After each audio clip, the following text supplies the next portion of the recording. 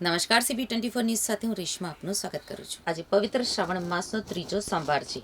વહેલી સવારથી જ ગુજરાતભરના શિવાલયોમાં શ્રદ્ધાળુઓનું ઘોડાપુર ઉમટી પડ્યું હતું.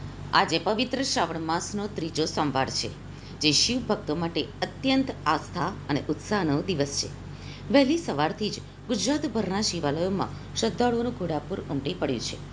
મંદિરોનું વાતાવરણ બમ બમ ભોલે અને હર હર મહાદેવના જયઘોષથી ગુંજી રહ્યું છે. ભક્તો શિવલિંગ ઉપર જળાભિષેક, દૂધાભિષેક અને બિલ્વપત્ર અર્પણ કરીને મહાદેવની ઉપાસના કરી રહ્યા છે.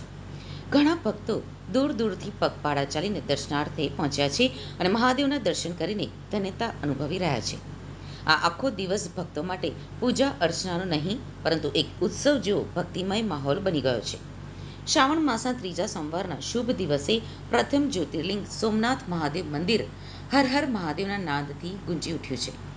સવારની પ્રાતઃ આરતીમાં આદિદેવ સોમનાથ મહાદેવના દર્શન કરવા માટે મોટી સંખ્યામાં શ્રદ્ધાળુઓ ઉમટી પડ્યા હતા. આ પવિત્ર દિવસ નિમિત્તે મંદિરમાં ભક્તોની ભીડ જોવા મળી હતી. શ્રદ્ધાળુઓએ ભક્તિભાવપૂર્વક ભગવાન શિવજીની પૂજા અર્ચના કરી ધન્યતા અનુભવી છે.